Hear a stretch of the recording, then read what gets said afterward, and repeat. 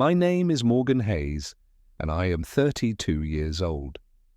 I live in the windswept coastal town of Driftwood Cove, Oregon, where the evergreen pines lean toward the salty Pacific, and the morning fog drifts in like a silent visitor. In winter, the cold air carries the tang of seaweed and driftwood. In summer, gulls wheel overhead, crying out among the fishing boats bobbing in the harbor. Driftwood Cove is the sort of place where the grocery clerk knows your coffee order before you speak, and the church bells ring clear across the silent streets. Yet for me, life here has always been a careful balancing act between gratitude for the community's warmth and a gnawing ache of being unseen within my own family. I was born to Karen and Randall Hayes, who ran the town's only bookstore, a snug little shop called the Hidden Chapter. My mother catalogued new arrivals with near-religious devotion. My father lost himself in dusty volumes at the back counter. They were passionate about literature, but divorced themselves completely from parenting. I was their firstborn, but they treated me as an unpaid assistant, shelving novels, wielding the ladder to reach top shelves, straightening up the reading nook by the bay window. My younger sister, Elise, and brother Theo both seemed to enjoy far more of their attention. Elise, 2 years my junior, charmed customers with her quick wit, while Theo, 5 years younger, tormented us all with endless pranks that earned him indulgent laughs from Mom and Dad. From an early age, I knew how to tie Theo's shoelaces and read to him at bedtime. By the time I was 8, I even understood the cash register better than my father. Still, when report cards arrived, my straight-A average in science and poetry elicited only a distracted, "That's nice, Morgan. Can you sweep the floor now?" I taught myself not to hope. My parents' pockets were full of books, but their hearts seemed perpetually closed to me. Birthday celebrations were reserved solely for Elise's dramatic parties, fairy tale castles crafted from cardboard, glitter invitations, a troop of her classmates in tutus. Meanwhile, my 12th birthday came and went with a half-eaten muffin and a languid hug from Dad as he muttered, "You're growing up fast. No need for cake." I hid my tears behind the counter, telling myself I didn't need family approval. But that sting lodged in my memory like a needle that never dulls. Despite the emptiness at home, I found solace in the harbor. I learned to sail on my own, first in a battered dinghy Dad kept for his rare day off, then in a sleek sailboat I restored with my own hands. The wind became my confidant, the rolling waves my therapist. I celebrated small victories alone, catching my first halibut, saving enough from my part-time job at the Hidden Chapter to buy a battered tide pool guide. Yet I never stopped longing for a hand on my shoulder, a word of pride spoken just for me. That longing persisted until the summer I turned 21, when I first saw Saig Thompson at the annual Driftwood Cove Arts Fair. She was painting seascapes under the weathered pavilion, her long auburn hair tied back in a loose braid, a bright canvas of crashing waves at her easel. When our eyes met, I felt a warmth I'd never known. She smiled, beckoning me over to watch her brush dance across the canvas. In her presence, I realized that someone could see me, and that my story was not yet finished. Meeting Sage that sunny afternoon beside her easel changed everything for me. After I introduced myself, she offered me a swatch of ultramarine paint and invited me to add a brushstroke to her canvas. Our fingers brushed, and for a moment, the salty breeze held its breath. We talked about everything under the sky, the shifting colors of the sea, her childhood on a cranberry farm 60 miles inland, and my dream of writing a book one day. By dusk, as the fair's lanterns winked on, she pressed a paint-stained card into my palm with her number scrawled on the back. My heart felt as if it might leap right out of my chest, and I chanced a smile that she returned 100-fold. Over the next weeks, we fell into each other's routines. I brought her coffee from the cafe near the pier. She surprised me with sketches of the lighthouse at sunrise. We wandered the pebbled beach at dawn and explored overgrown trails behind the bookstore, talking about our dreams and regrets. She confided that art had always been her refuge after losing her father to a fishing accident when she was just 8. I confessed how I learned to sail alone, craving the solitude the ocean offered me, and how I once felt invisible in my own home. Sage said she had never felt unseen beside me. She saw every layer of who I was, and it thrilled me to my core. By the time blackberry blossoms filled the hedgerows in June, we both knew this was real.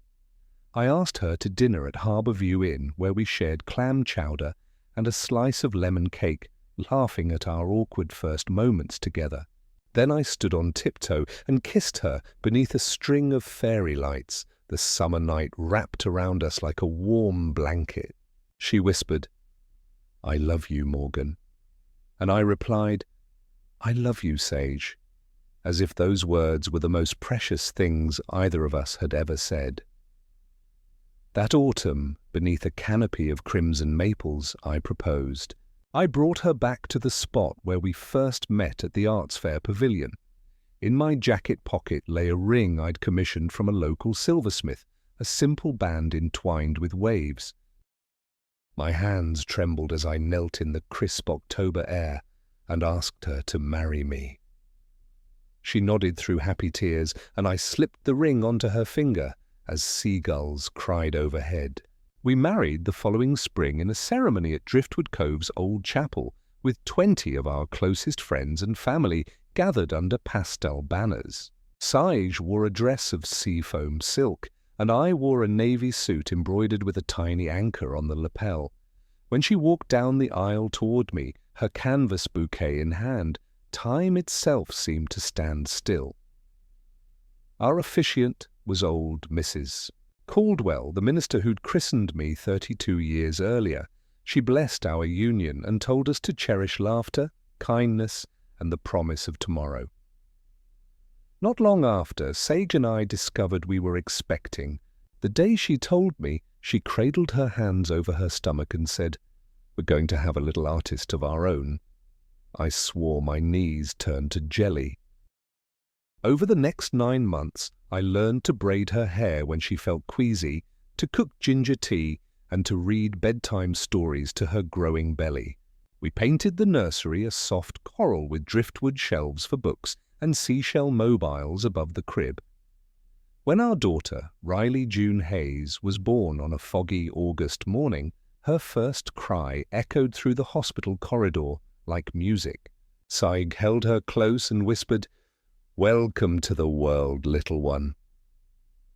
I kissed Riley's forehead and felt that same fierce warmth I'd felt when I first saw Sage's painting.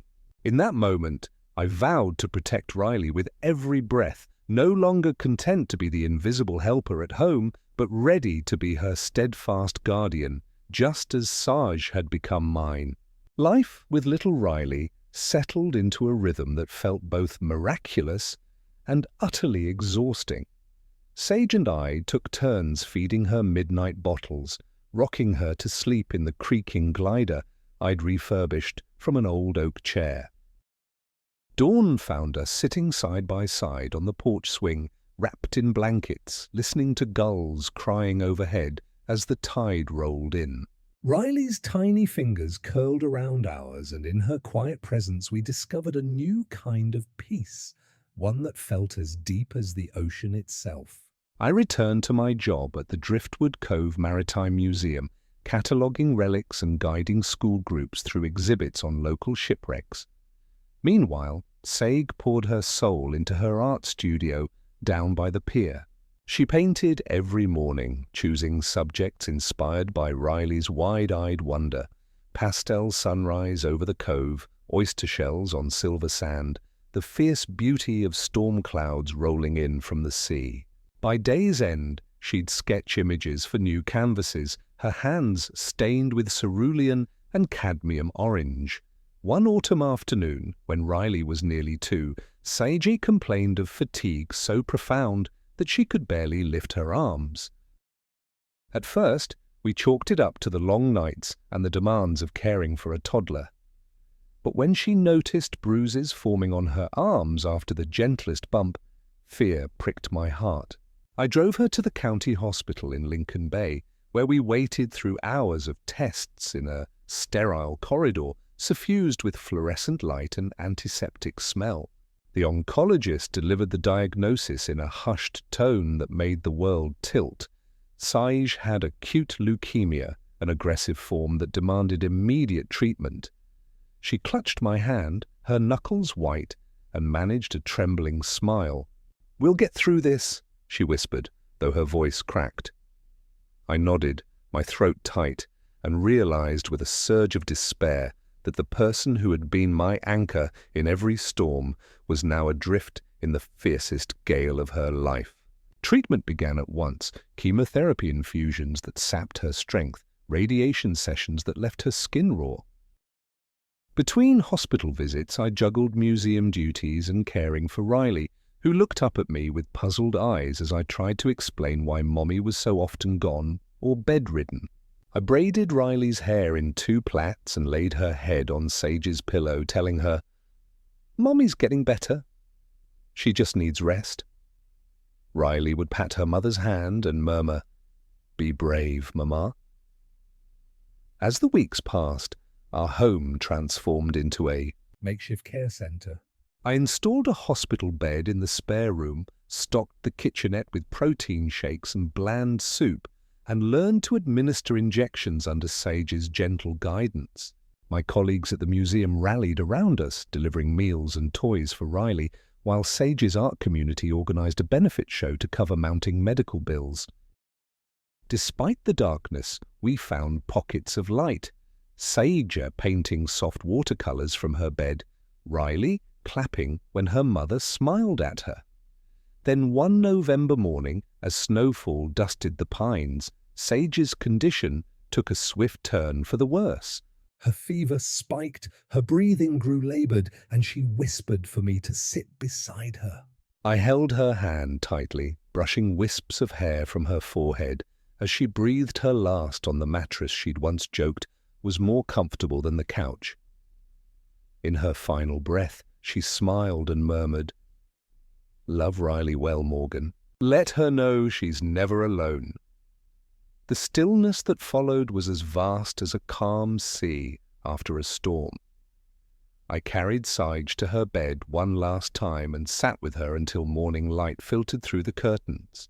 Riley, stirred by my tears, climbed into my lap and pressed her cheek against mine. I rocked us both and sang a lullaby Sage used to murmur, my voice breaking with grief and determination. In that moment, I understood the promise we'd made to each other, to protect Riley with everything we had. Though the shore ahead looked steep and jagged, I resolved to steer us through, just as Sage would have wanted, guided by the echo of her love and the promise of her last words. And so at the age of 32, I embarked on the greatest challenge of all, becoming both mother and father to our daughter, navigating a world forever changed by loss, yet bound together by a bond no sickness could break. The weeks after Sage's passing bled into one another, each dawn greyer than the last. I found myself rising before sunrise, brewing coffee that tasted of ashes, and steeling myself to face a day defined by absence. Driftwood Cove felt emptier, the gulls' cries more hollow. Yet Riley needed me, her small body entwined with mine, as we watched the pale dawn light smear across the water. I forced myself to smile, to remind her when she asked, "Where's Mommy?" that Sage was in our hearts always. I leaned on the support network Sage had cultivated. Mrs. Caldwell from the chapel brought casseroles that warmed my belly, while the museum staff volunteered to cover my shifts. Tom, the exhibit curator, quietly took over my responsibilities at the museum on alternating days so I could stay home with Riley. In turn, I let the museum trustees know I would be taking leave. The archives could wait. My priority now was keeping Riley safe, fed, and, above all, loved. Our small home transformed once more. I cleared Sage's paints and easel into storage, afraid that every brushstroke would deepen my sorrow. Instead, I carved out a corner for Riley, a play area strewn with wooden blocks, stuffed seagulls, and a small recorder she'd received as a birthday gift. She'd toddle there, clutching her toy and babble tunes, her bright laughter filling rooms where silence once reigned. One evening, as I tucked Riley into bed, she propped herself onto one elbow and said, "Sing to me, Daddy." My throat tightened. I had no songs memorized beyond lullabies. Yet when I hummed a simple melody Saig used to sing, soft and lilting, Riley's eyes lit up. Then, without prompting, she took her toy recorder and blew a gentle note, perfectly in tune with my humming. My heart lurched. The tiny wail was clear, precise, and carried an uncanny sweetness. It stopped me cold. Over the next days, I watched with astonishment as Riley repeated those notes, coaxing melodies from the recorder that matched my humming pitch and tone. She listened, absorbed, and then responded in kind. One morning, I played a folk tune on my phone, Shenandoah, and she picked out the melody effortlessly on the recorder. Goosebumps prickled my arms. Sage's spirit seemed to dance in that room, guiding Riley's tiny fingers. Determined to nurture this gift, I cleared a shelf for new sheet music and downloaded simple songs onto my tablet.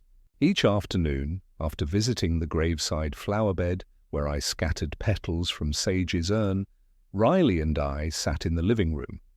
I would play a bar of melody. She would repeat it. When she hit her first complete phrase of "Over the Rainbow," my vision blurred with tears. It was the song Sage first sang at the arts fair, the song that had made us a family. Word of Riley's ability spread quietly through town. A friend of Mrs. Caldwell's posted a video of Riley playing her recorder at the chapel coffee hour, and people began to whisper, "The little girl with her mother's eyes, channeling an uncanny musical grace." I felt pride, yes, but also trepidation. Fame had come too soon for Riley once, and I feared the glare of attention might scorch her heart. So I resolved to move carefully.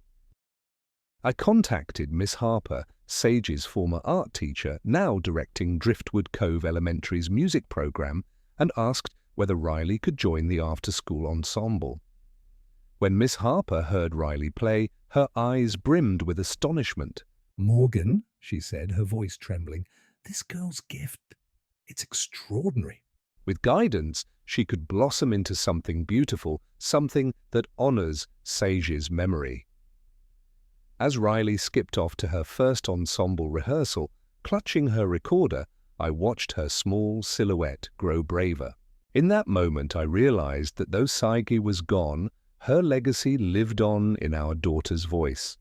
And together, we would learn to carry that legacy forward, one melody at a time. In the weeks that followed Miss Harper's amazement, Riley's afternoons were filled with lilting scales and gentle arpeggios as she joined the after-school ensemble at Driftwood Cove Elementary. Each day, I rearranged my work schedule at the Maritime Museum so I could sweep the exhibit hall in the early morning and then dash home for Riley's pickup. We practiced in our living room, she perched on a cushion with her recorder, and I at the piano, guiding her through each passage. At first, she stumbled over a few notes, her little brow furrowed, but then she found her footing, her breath steady, and the melody blossomed pure as sea spray on a windless dawn. The other children in the ensemble gathered around her in awe, whispering, "How does she play like that?" Their wonder reminded me of the first time I met Saig, when art revealed hidden depths. One rainy Thursday, Miss Harper invited us to perform at the monthly Community Harbour celebration held in the old boathouse lit by hanging lanterns. The event drew families, fishermen and tourists who came for clam chowder and local crafts.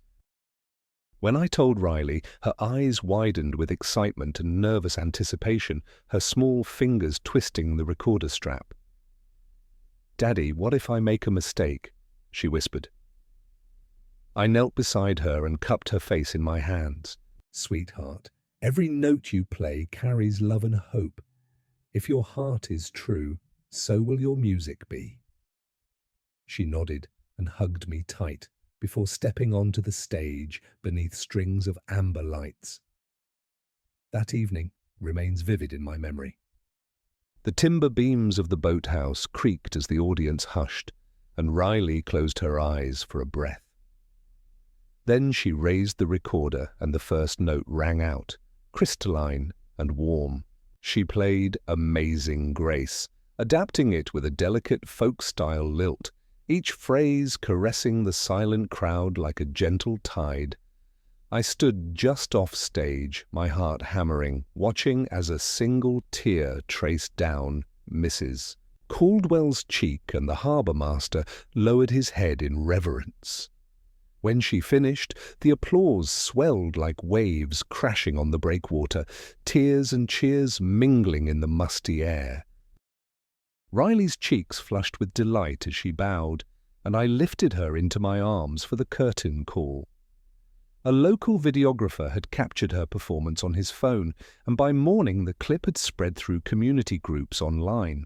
Comments poured in. "She's an angel. Driftwood Cove's treasure. That little girl saved my heart." I watched the view count climb. Thousands, then tens of thousands, and my chest tightened with equal measures of pride and protectiveness. I knew we had crossed a threshold. Riley's gift was no longer our secret sanctuary, but a beacon drawing wider attention. I worried that the glare of praise might scorch her innocence, yet I also realized that with each view and share, more people learned about her story, and through her music, about the power of compassion. Over the next weeks, my inbox at Light in the Dark filled with inquiries from school choirs, music camps, and charity organizers asking if Riley would perform at benefit concerts. I consulted my lawyer to ensure any offers respected her childhood and our values, brief appearances, modest honoraria, and proceeds earmarked for causes dear to us. Together, Riley and I decided to direct the first round of donations to the Coastal Children's Hospice in Lincoln Bay, a place where kids fought illnesses far more brutal than leukemia. When we delivered a check for $12,000, every cent raised, from the Boathouse concert, Riley's small hand gripped mine as we walked through pastel corridors. A nurse showed us walls painted with rainbows and children's names written like constellations. Riley laid down her recorder and performed Somewhere Over the Rainbow, right there, her eyes shining brighter than any hospital lamp. The children smiled, some clapped, and a few reached out, their frail hands seeking the small miracle she embodied. That day, as we drove home under a sky painted pink by the setting sun, I realized that Riley's gift had given back more to us than music could ever convey. It had revealed life's profound purpose. My daughter had inherited her mother's light, and through each note she taught me that even amid loss, love could carry us across the stormiest seas. And so in a town embraced by ocean winds we forged ahead, father and daughter, ready to face whatever new horizon awaited, guided by the melody of hope she played from her heart. Spring melted into early summer, and Driftwood Cove burst into emerald life once more. Wildflowers carpeted the dunes, and the harbour thrummed with fishing boats, returning with nets full of cod and salmon. Each morning, Riley and I walked the beach before breakfast, her recorder tucked under one arm and a basket of shell charms under the other. We greeted neighbours, Ms. Delgado from the flower shop, who pressed a daisy behind Riley's ear. Old Ben, the retired sea captain, who tipped his cap and declared, "That girl's music could calm a hurricane." Yet beneath the light of these small joys lay a shadow I could know longer ignore my parents, Karen and Randall Hayes. I had not spoken to them since the Thanksgiving gathering, when they had brusquely dismissed Riley's charity check and forced us to leave in anger. But life on the coast has a way of looping back upon itself. One afternoon, as I tuned Riley's recorder in our sunlit kitchen, the doorbell rang. When I opened the door, I found my father standing on the threshold, his straw hat in hand, his posture slumped as though the sea breeze had exhausted him. Beside him stood my mother, her eyes red-rimmed and her shopping bag bulging with unopened gifts. "Morgan," my father said, his voice low, "we need to talk."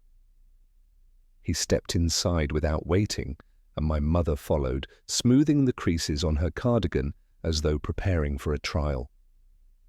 My heart twisted. I had hoped they would respect our space, leave us to our healing. Instead, they had come to ask for help. They spoke in clipped tones. The bookstore's rent had doubled, and sales had plummeted since the pandemic. Karen, her voice quavering, admitted that they had tapped every savings account and still faced eviction. Randall looked away as he said, "We heard about Riley's fundraiser. We thought perhaps a fraction of that money could save our shop." He swallowed, as though the words tasted bitter. "You're in a position to help, Morgan." I felt a flicker of anger, pain coursing through me. "Mom, Dad," I began, my hands clenching at my sides. "You once dismissed Riley's gift of $50,000 as a vanity. You laughed at her when she tried to save your failing store." I gestured to the recorder on the table. "That same money she gave you was meant to mend old wounds." You spat on her kindness, on Sage's memory. My mother's shoulders trembled. "We were wrong," she whispered, but there was no conviction in her voice. "Please, Riley needs her home." "We need ours." I glanced around at our living space, filled with Riley's drawings and her small bookshelf. This home, this sanctuary, was ours alone. When my parents had visited before, they had tried to reclaim me under the guise of family duty. But I was no longer the overlooked firstborn. I was Riley's father, her protector. Kneeling before them, I looked into their eyes. "I cannot give you money," I said steadily. "Not again. You'll need to face the consequences of your choices, just as I faced mine when I tried to save you with a check you refused." I rose, straightening my shoulders. "I love you both, but I love Riley more." "I will not let you harm her innocence or our home." My father's jaw clenched. My mother's eyes welled with tears. They turned without another word and stepped back into the afternoon light. I closed the door gently but firmly, the click of the lock echoing like finality. Inside, I found Riley in the next room, humming a soft tune while lining up her shell charms. She looked up at me, brows furrowed. "Dad, are Grandma and Grandpa mad at us?" she asked, voice small. I knelt beside her, brushing a strand of hair from her face. "They were frightened and asked for help," I said truthfully. "But they forgot how to be kind. Despite that, I want you to know that our family, just you and me, will always be built on love, not on debts or demands." Riley nodded, her eyes bright even in confusion. She placed a shell in my palm, a pale, heart-shaped scallop. I realized in that moment that love was not a matter of bank balances, but of small treasures we chose to keep. And so, as the gulls cried in the distance, I resolved once more to guide Riley through calm waters and storms alike, together forging a family of two that knew the value of unconditional love. News of Riley's boathouse performance spread beyond Driftwood Cove, carried on currents of social media, until it reached the ears of Cascade Public Radio in Portland. One crisp morning in late June, as I balanced Riley on my hip in our sunlit kitchen and she drew seashells in watercolor, my phone buzzed with an email that made my heart stutter. The subject line read, "Invitation to record with Cascade Public Radio." I swallowed, hands trembling. Inside, the host, Marissa Chen, explained how a listener in Lincoln Bay had shared Riley's "Amazing Grace," and it had become the station's most requested recording. They invited her to their Portland studio to lay down a short session, 3 folk songs of her choosing, broadcast on Sunrise Melodies, their flagship morning program. The email concluded with an offer to cover all expenses and to donate any honorarium to our chosen charity. I sank onto a stool, holding the email as though it were a fragile shell. Riley's eyes widened behind me. "Dad, is that real?" she asked, voice soft. I nodded, feeling a lump in my throat. "It is, sweetheart. Would you like to sing on the radio?" She jumped up, planting a kiss on my cheek. "Yes!" Oh yes, absolutely. Over the next week, I immersed myself in preparation. I reached out to Miss Harper, who generously offered to coach Riley via video calls. We scheduled music lessons tailored to radio acoustics, emphasizing clear tone, proper mic distance, and subtle dynamics. I researched Cascade Public Radio's studios, a historic brick building on North Broadway, with vaulted ceilings and analog equipment that gave recordings warmth and depth. On the morning of the session, we rose before dawn, boarding the ferry to Port Angeles, then driving south along Highway 101 through towering cedars and winding coastal roads. The world outside our car window glowed with sapphire light as waves crashed against rocky coves. Riley clutched her recorder, her smile luminous in the first rays of sun. Arriving at the station, we were greeted by Marissa, whose enthusiasm matched a child's first carousel ride. She led us through corridors lined with awards and photographs of legendary musicians who had passed through these halls. The main recording room was spacious, with floor-to-ceiling windows overlooking a courtyard of ferns and blackberries. An old upright piano, varnished but well-tuned, stood in one corner, its keys gleaming. After brief introductions, Marissa showed us to a vocal booth insulated by thick foam panels. She handed Riley a sleek condenser microphone and coached her through a quick sound check. I watched through the glass as Riley stood barefoot on a small rug, her posture straight, her eyes shining with a mixture of nerves and excitement. The engineer queued up a live stream to my phone so I could listen from the control room. "Are you ready, Riley?" Marissa asked through the talkback. Riley took a deep breath and nodded. She began with "Over the Rainbow," her tone pure and unwavering. The microphone captured every nuance, each breath, each gentle punctuation of her voice. I wiped tears as I heard her navigate the melody with the grace of a seasoned performer, her presence filling the booth like sunlight. Next, she played her own composition, "Waves of Hope," a simple folk tune she had written for children facing illness. The lyrics spoke of finding strength in each new dawn and offering kindness like seashells on the tide. When the final note faded, I held my breath, waiting for the applause track cued by Marissa. But instead I heard silence, as though the world had paused to listen. Then softly, the engineer clicked a button and the station's signature chime heralded our live broadcast.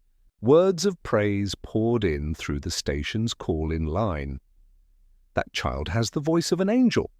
I'm donating to the Children's Hospice right now. Please play it again." The host pledged that all royalties from the segment would go to Riley's charity fund. As we packed up to leave, Marissa hugged us both. "Morgan, you and Riley have reminded all of us why radio still matters," she said, tears in her eyes. Driving back north through the winding roads, Riley pressed her head to my shoulder and said, "Dad, I want to keep singing for kids who need help." I smiled, my chest full. "And we will, sweetheart, wherever your music carries us." In the weeks that followed, our small company, Light in the Dark, expanded its mission. With the proceeds from the radio session, we organized a series of mini-concerts in neighboring towns, each one raising funds for children's non-profits across the Pacific Northwest. Through each new performance, I watched Riley's confidence blossom, her spirit unshakable and her heart ever generous. And though every new horizon held its own challenges, I knew that together we could navigate them, guided always by the melody of hope she carried within. By midsummer, we were riding a tide of momentum I could scarcely have imagined a year earlier. After the Cascade Public Radio session, Cascade Arts Foundation invited Riley to headline their annual Voices of the Coast Gala in Seattle, a black tie event attended by philanthropists, CEOs, and cultural luminaries. The gala's theme that year was Healing Through Music, and the foundation wanted Riley to open the evening with Waves of Hope. They offered to cover travel, accommodations, and a modest honorarium, $4,000 to be split between our light in the Dark Fund and the Teen Music Mentorship Program in Lincoln Bay. When I told Riley, her face lit up like the neon sign on Pike Place Market at night. She hugged me fiercely and whispered, "Dad, this is our chance to reach even more hearts." I knew she was right, but a knot of anxiety tightened in my chest. Seattle's grand venues, the polished crowd, I worried it might be too much, too soon for her tender soul. Still, I forced a confident smile and spent the next week organizing every detail, booking our ferry and train tickets, selecting a navy blue frock coat for her to wear, coordinating with the foundation's event planner, and scheduling a rehearsal at Benaroya Hall's sound booth. On the morning of our departure, Driftwood Cove greeted us with a brilliant dawn. Seagulls wheeled overhead as we drove to Port Angeles. The ferry ride was as serene as a painting. Riley hummed her melody, notebook in hand, scribbling notes about stage lighting and acoustics. I felt both pride and protectiveness welling up inside me, pride that my daughter's gift had grown this far, protectiveness that it not be tarnished by the glare of elite scrutiny. We arrived in Seattle by late afternoon. The city's skyline gleamed in the golden light, glass towers reflecting the salmon-pink sunset. The foundation had arranged for us to stay at a boutique hotel near the waterfront, where the concierge greeted us by name and whisked our luggage away. That evening, we met with Marissa Chen, now a close family friend and the gala's co-producer, who gave us a tour of the historic auditorium. At the center of the stage stood an upright grand piano and a lone microphone on a gleaming stand. Rows upon rows of velvet seats faced us, and the chandeliers above glittered like suspended galaxies. Back in our hotel room, as Riley prepared her sheet music on a small desk, my phone buzzed with an unfamiliar number. I answered, expecting another logistics inquiry, but instead heard my mother's trembling voice. "Morgan, please," she began. "We're in real trouble again." My heart sank. "The bookstore. This time, the landlord has served an eviction notice. We have until the end of the month to vacate. We don't know where to go." I stared at the phone, my mind racing. My parents had burned through our last conversation like driftwood in a bonfire. How could they ask for help again? I felt my anger flare, memories of their dismissal of Sage's gift surfacing with vivid clarity. Yet Eliza's gentle voice, a voice I had vowed to protect, whispered in my mind, compassion, always. "Mum," I said, my tone measured, "I'm in Seattle with Riley for an important performance. I can't make promises I'll regret. But here's what I'll do. I'll contact a housing counselor back in Driftwood Cove and help you find affordable options. I'll write you a check for 1 month's rent, provided you commit to a business plan and counseling to keep the store afloat.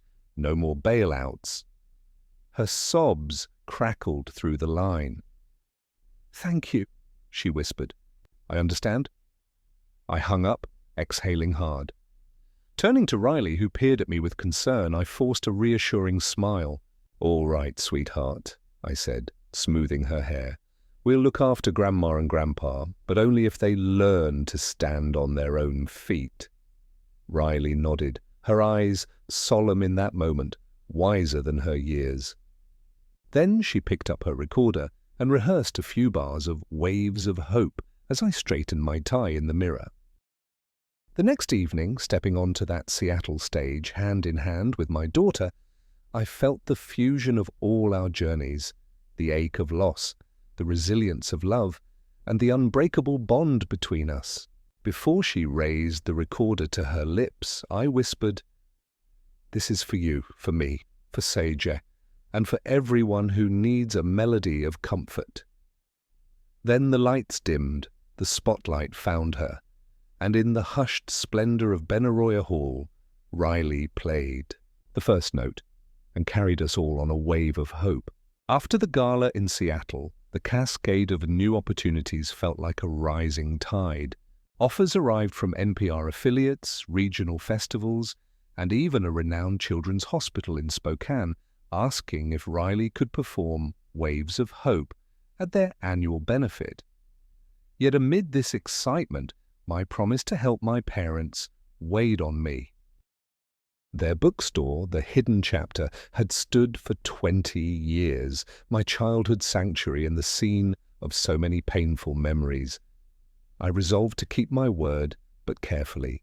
Returning home to Driftwood Cove, Riley and I settled into our familiar routine: morning beach walks, museum shifts for me, art coaching sessions for her with Miss Harper. But evenings now included phone consultations with housing counselors, business mentors, and small business loan officers. My parents, nervous at first, met every requirement, drafting a lean budget, agreeing to bi-weekly mentorship meetings, and working with the town's small business association to diversify inventory. I wrote them a check for 1 month's rent, but on the condition that I attend quarterly reviews and that they place my granddaughter's musical awards on a special shelf in the shop's front window as a reminder of commitment to community and family.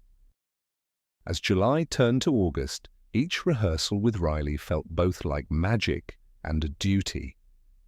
We practiced on the back porch, her recorder carrying across the dunes, while I pored over balance sheets and marketing plans. One afternoon, after a particularly focused session, Riley ran to me, her cheeks flushed.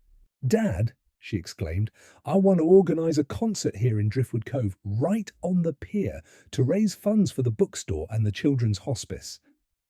My breath caught. Hosting an outdoor pier concert would require permits, sound equipment, and promotion. It was ambitious, but for Riley's passion, I would move mountains. Together, we sketched out a plan. We'd host Melodies by the Sea on a Saturday evening in early September, inviting local musicians, Seije's former art students, the Driftwood Cove Cornet Band, and even old Ben, who offered to play sea shanties on his accordion. The event would feature Riley opening with Waves of Hope, followed by a community open mic, and conclude with a collaborative finale. Proceeds would split, half to help my parents' rent and store renovation, half to sustain the Coastal Children's Hospice. We spent the next 2 weeks in a whirlwind of activity. I applied for a special event permit from the town council, reminding them of our previous fundraisers, and negotiated a modest fee waiver. I rented sound gear through Tom's contacts at the museum and printed flyers featuring Riley's photo under the pier lights. My parents rearranged the bookstore's schedule to stay open late, displaying a community concert ticket outlet sign in the window. When neighbors saw our flyers and heard our plans, they offered help. Scaffolding for the stage, homemade cookies for sale, lanterns to string along the railing. On the night of the concert, the sky blazed with sunset hues as families gathered on folding chairs along the pier. The waves lapped gently against pilings, and the air carried the mingled scents of salt water and sweetgrass. My parents, standing beside me, wore matching Team Hayes t-shirts and held buckets for donations. I felt their pride as they watched Riley step to the mic in her blue frock coat, the silver recorder gleaming under lantern light. She began with waves of hope, her tone unwavering, each note drifting across the water like a promise. The crowd hushed, moved by the sincerity of her music. When she finished, applause thundered, and my parents exchanged glances, tears shining in their eyes. The evening unfolded in joyous harmony. Local singers stepped forward, laughter mingled with melodies, and at the finale, every musician joined Riley on stage for a communal rendition of Amazing Grace. Lanterns floated out on the tide, as if the sea itself joined the celebration. By night's end, the concert raised over $2,500 for the hidden chapter and the hospice, far more than we dared hope. My parents hugged me and Riley, their voices thick with gratitude. I realized then that true support isn't bought with checks alone, but built through shared effort and faith in one another. As we packed up under a canopy of stars, I held Riley's hand and whispered, "You did it." She beamed, her recorder swung at her side like a talisman. In that moment, I felt the full circle of our journey, loss, love, renewal, culminating in a melody that united family, community, and hope. And I knew that together we could compose whatever future we dared to imagine. In the aftermath of Melodies by the Sea, Driftwood Cove buzzed with a renewed sense of unity. The bookstore's windows, now adorned with Riley's awards and a sign proclaiming, "The Hidden Chapter, Proud Community Partner," stood as a testament to collective effort. My parents greeted each morning with renewed energy, my father meticulously restocking bestsellers, and my mother hosting impromptu poetry readings in the reading nook. Their small smiles for me and Riley, once so rare, now felt genuine, forged in the warmth of shared accomplishment rather than forced duty. Meanwhile, light in the dark grew beyond my wildest dreams. Invitations arrived to curate a children's benefit at the Bellevue Botanical Garden and to appear on a Seattle morning show. NPR correspondent Maria Valdez proposed a feature story on Riley's journey from a sandbox practice recorder to a beacon of hope for children in care. Each opportunity brought a fresh wave of excitement, yet also an undercurrent of protectiveness. I consulted each time with Miss Harper and with Sage's old mentor, Dr. Jonathan Price, to ensure Riley's schedule balanced performance with her childhood joys. One crisp September afternoon, the morning show team arrived at our home. The air smelled of turning leaves and the first hint of wood smoke from chimneys. Cameras set up by the front window, where Riley had painted sunrise over the cove, and microphones on boom stands framed the welcoming living room. I felt a tug of nerves, but Riley greeted the crew with her characteristic poise. She sat on the sofa, patting the space beside her. As I joined her, Marissa Chen, now our media confidant, smiled and said, "Ready?" Riley nodded, the recorder laid carefully on her lap. The segment began with me recounting her early practice sessions on the porch, the discovery of her gift, and the first Boathouse concert. Then, as the microphone swung toward her, Riley played a gentle aria of her own composition, Shelter of Song, inspired by the seashell motif in her drawings. The hosts leaned forward, visibly moved, and the live audience applauded as soft chimes cued the transition to the next segment about community resilience. After wrapping the interview, I hugged Riley tight, whispering, "You were extraordinary." Her bright smile in response reminded me why we carried on. That evening, as the studio lights packed up, my phone buzzed with a call from my parents. I paused, my stomach knotting. "Hello?" I answered. On the other end, my father's voice wavered. "Morgan, we lost our lease renewal for the apartment above the shop. We have to vacate in 30 days. My heart clenched in disbelief. Only weeks ago we had saved the bookstore. Now they faced homelessness. "Dad," I sighed, "we just got through this once." "I can't float you another bailout." My father cleared his throat. "We tried budgeting, we rallied customers, but rent hikes and slow sales." He trailed off. I closed my eyes, recalling how easily they had dismissed Riley's first gift. Compassion surged forward, tempered by caution. "Okay," I said. "Here's what I can do. I'll pay for a month's rent, but only if you commit to subletting the apartment to help cover expenses, and if you work with the small business center to find new revenue streams, perhaps expanding the shop's online presence." No more blank checks. There was a long pause. My mother's voice quivered. "We understand." I hung up with a sigh, both heavy and resolute. I knew supporting them meant setting firm boundaries so they could stand on their own, as we had. The next day, I discussed the situation with Riley as we walked along the pier at dawn. The gulls wheeled lazily, and the tide's whisper guided our steps. "Dad," she said, adjusting her recorder strap, "we can hold another concert, this time at the bookstore. We'll call it Pages and Pipers." I laughed softly, ruffling her hair. "That's the spirit, sweetheart. Let's help Grandma and Grandpa again, this time with structure and shared effort." And so, in the soft glow of morning, we began drafting plans for Pages and Pipers. A cozy evening of readings and recorder solos inside the hidden chapter, with community storytellers, local poets, and Riley opening with Shelter of Song. We vowed to transform the very walls where I had once felt invisible into a sanctuary of creativity and self-reliance. United by melody and story, our family, 2 generations woven together, would chart a course toward resilience, ensuring that love, like music, always found its home. The Pages and Pipers event arrived on a crisp October evening, the golden light of dusk settling over Driftwood Cove like a benediction.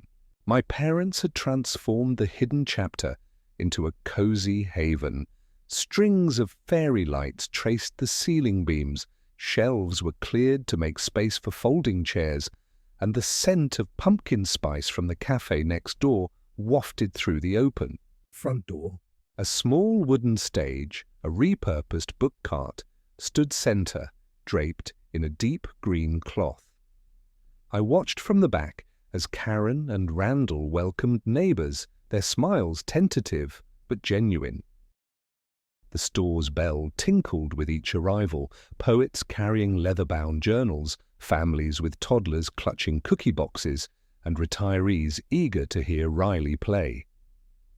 I slipped backstage behind a curtain of well-thumbed novels to check on Riley. She sat on a stack of soft cushions, her recorder in hand, and a notebook on her lap filled with new compositions.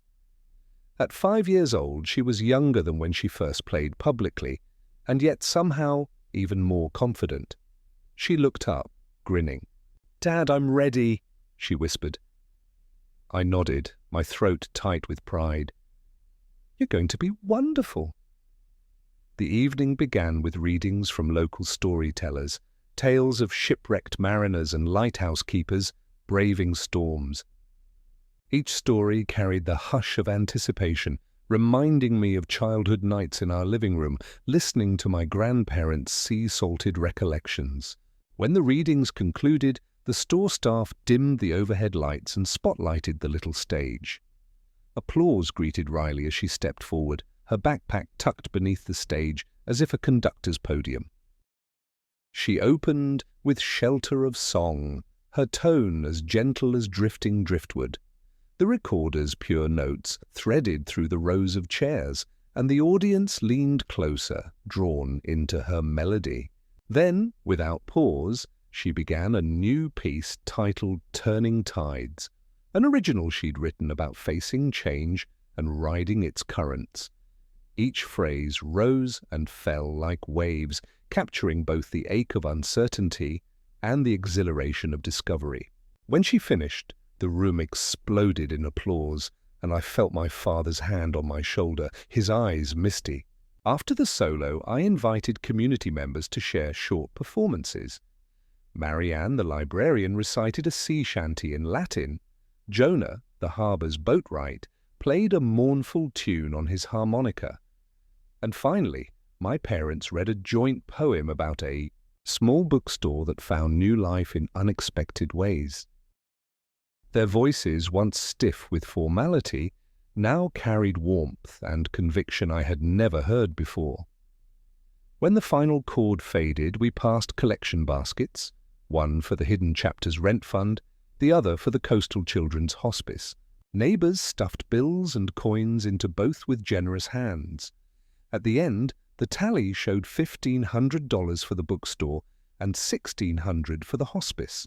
My mother turned to me, voice thick. "Morgan, we can't thank you enough." I shook my head. "Thank you for trying. This family finds strength when we work together." Later, as we packed up amidst the rising hum of conversation, I hugged Riley close. "You did it again," I murmured. She beamed, hugging me back. The store's sign glowed softly through the window, a beacon of our shared resilience. Outside, the tide gently lapped against the pier, reminding me that life, like the ocean, moves in cycles. We had weathered loss and neglect and sailed through storms of doubt and hardship. Now, with each concert, each story, each note, we charted a new course. A family united not by blood alone, but by love, by purpose, and by melodies that could heal even the deepest wounds. Winter swept into Driftwood Cove with biting winds and drifting snowflakes that glittered like stardust under streetlights, transforming our little town into a silent white sanctuary. As frost traced lacy patterns on the bookstore windows, I found myself juggling new responsibilities, managing Light in the Dark's growing online platform, teaching Riley remotely through her hybrid schooling program, and keeping the Hidden Chapters. Newfound success from slipping through my parents' fingers. Riley, now 8, adapted to the cold with her signature resilience.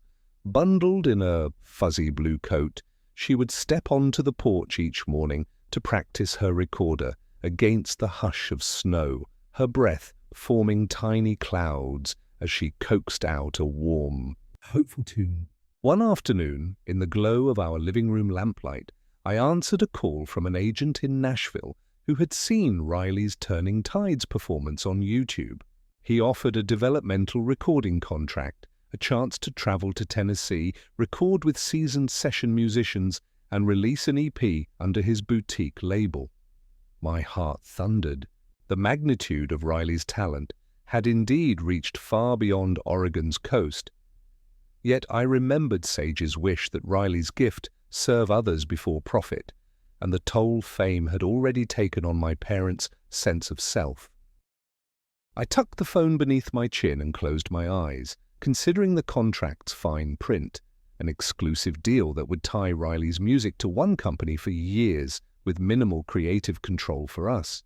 When I shared the news with Riley, she paused mid-note, and I watched her vibrant eyes cloud with uncertainty. "Dad, I trust you," she whispered, her voice trembling. "I just want to help people." That moment crystallized my priorities. We drafted a respectful reply declining the exclusive contract, instead proposing a more flexible agreement that guaranteed Riley's artistic freedom, charitable royalties, and a commitment to limited touring so she could remain grounded in her childhood. The agent's reply came the next morning. He admired our integrity and agreed to terms that honored Riley's values. Relieved, I squeezed Riley's hand and promised we would proceed only if every step aligned with her heart. Meanwhile, school demanded attention.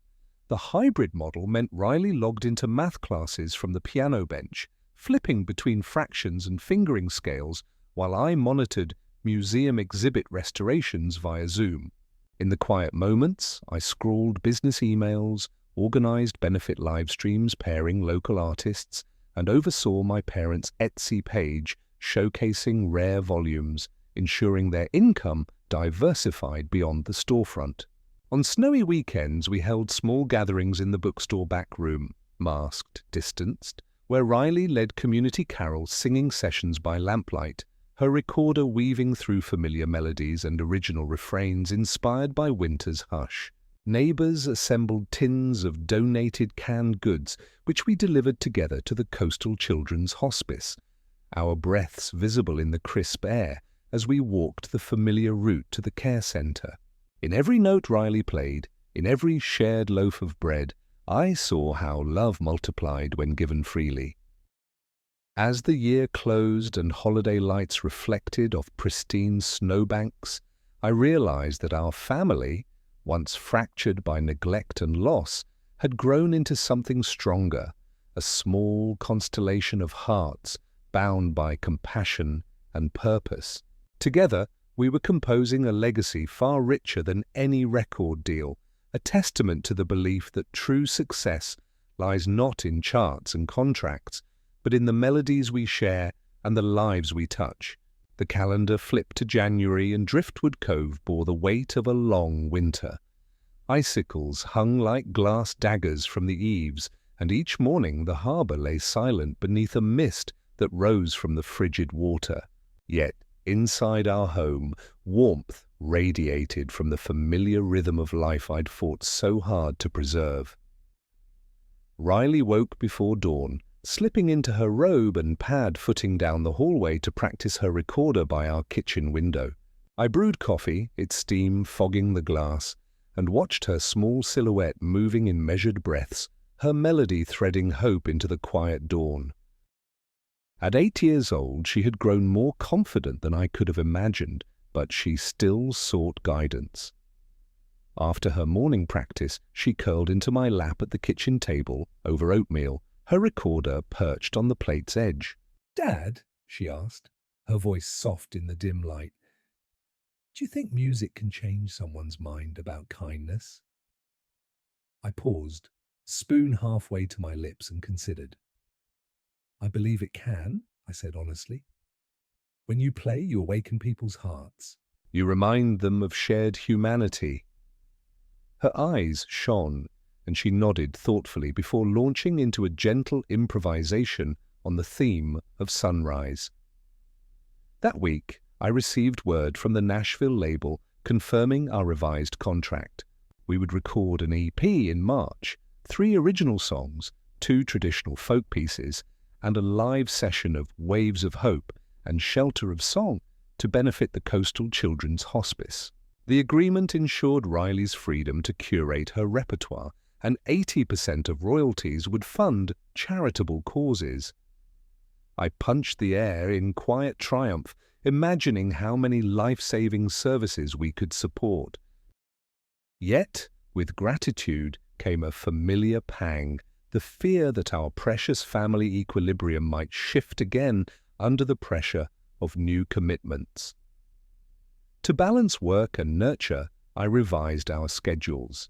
Mondays and Wednesdays became museum-only days, Tuesdays and Thursdays were dedicated to remote schooling and music coaching, and Fridays were reserved for family evenings, hot chocolate, board games, and impromptu recorder jams by the fireplace.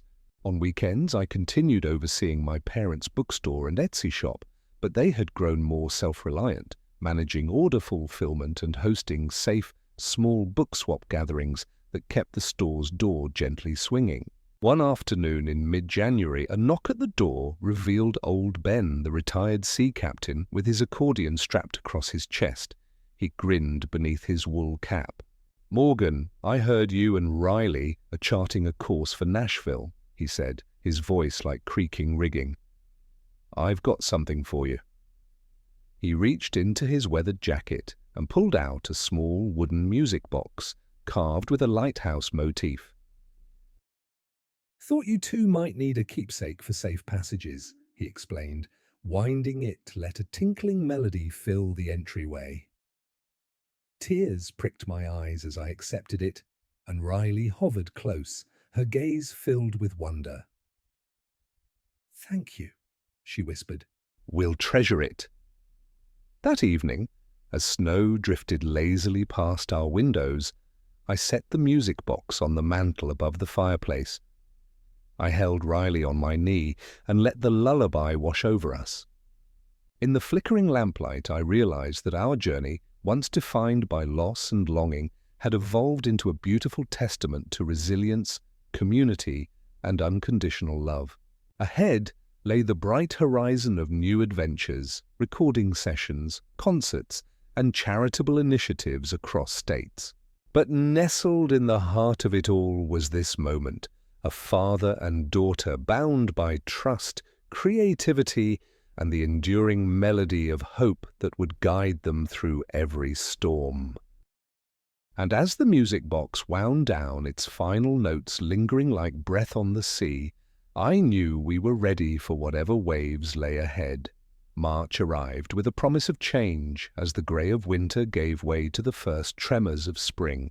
Snowdrifts receded, revealing new shoots of grass along the dunes, and the harbour roused from its frozen slumber.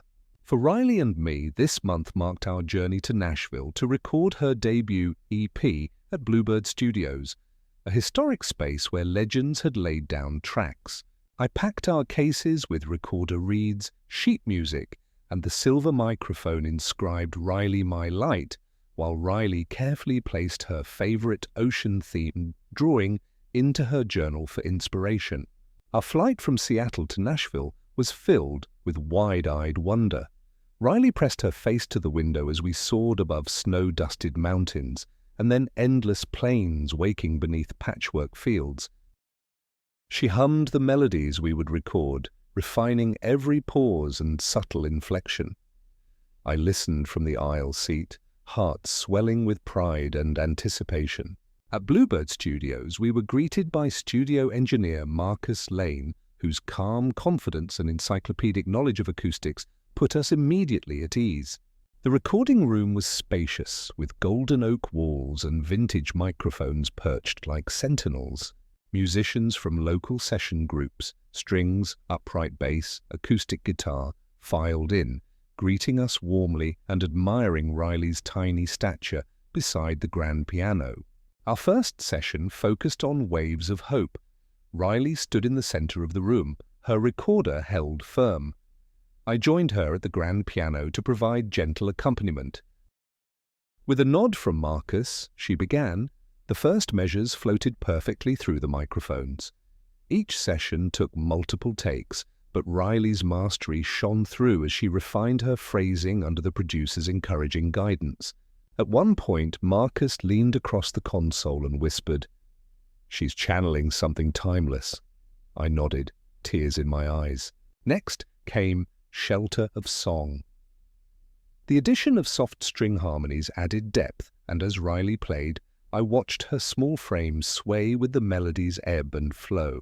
For her original commission, Turning Tides, Nashville's acclaimed guitarist Lila Thompson joined us, weaving intricate arpeggios around Riley's lines, creating a duet that felt both fresh and soulful.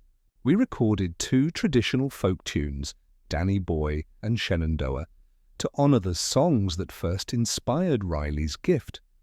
Between sessions, Riley explored the studio's wooden hallways, tracing her fingers over gold-plated records on the walls. She balanced on her tiptoes to peer at album covers featuring names once whispered only in my dreams. I watched her, marveling at how far she'd come from our living room practice corner.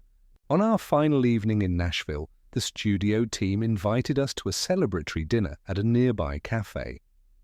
Over warm cornbread and sweet tea, they toasted Riley's talent and her commitment to charity. I raised my glass and said, "To my daughter, may your music always carry hope forward." Riley's cheeks glowed as she clinked her glass of sparkling cider against mine. Returning home to Driftwood Cove, our hearts buoyed by the studio's magic, we carried with us master recordings destined to become an EP, Light in the Dark, Melodies of Hope. In our living room, I set the USB drive beside the music box from Old Ben. We held hands and pressed play on our speaker. Riley's recorded voice filled the room, crisp, emotive, brimming with promise. As the final notes faded, she turned to me and whispered, "Dad, we did it." I smiled through tears and hugged her tight.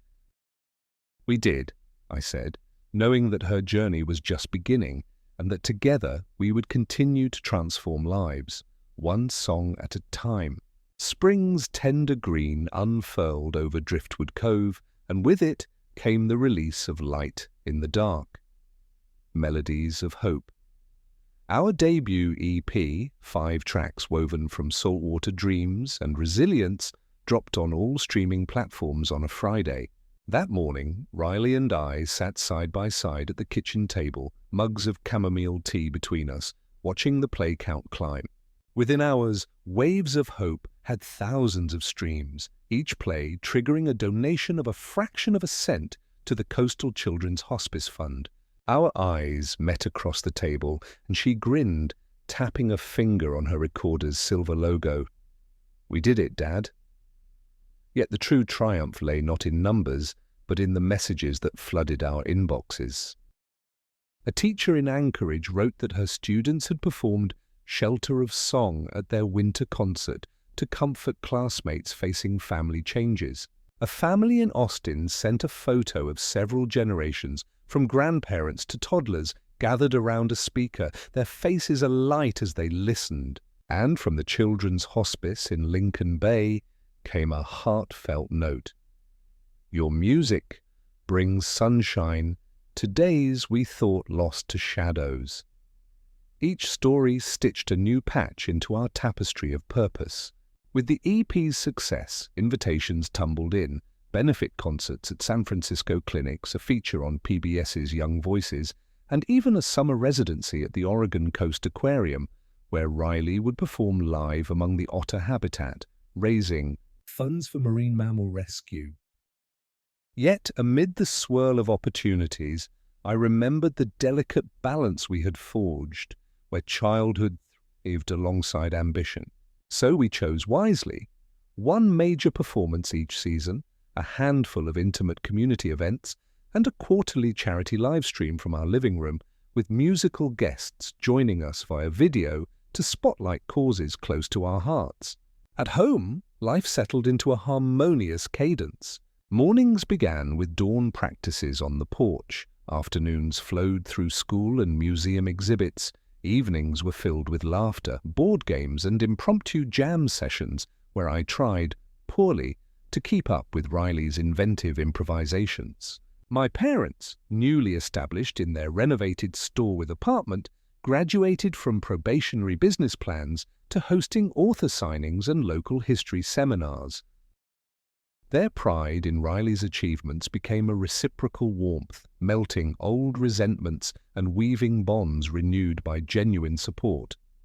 On June's summer solstice, we staged our first aquarium concert beneath the moonlight. The stage shimmered beside the otter tanks, where the playful creatures swished through the water as an audience of families sat rapt. Riley opened with her original tune, Turning Tides, followed by collaborative pieces with visiting musicians. As she played, I watched her small figure bathed in gentle spotlights, her music echoing in the water and hearts alike. When she finished, the aquarium's overhead speakers piped the sound of ocean waves, and a standing ovation broke softly across the boardwalk. That night, as we packed our recorder and folded our set list, Riley turned to me and said, "Dad, I want to write a song about finding family in unexpected places." I smiled, brushing a strand of hair from her face. "Then let's begin tomorrow," I replied. Years from now, I know her voice will carry across stadiums and screens, and my role will evolve into her proud advocate, ensuring her integrity and childhood remain intact. But tonight, in the hushed glow of the aquarium, it was enough to be a father and daughter united by melody, standing on the threshold of all the chapters yet to be written. Each note a beacon, each song a promise that love, like music, transcends every tide.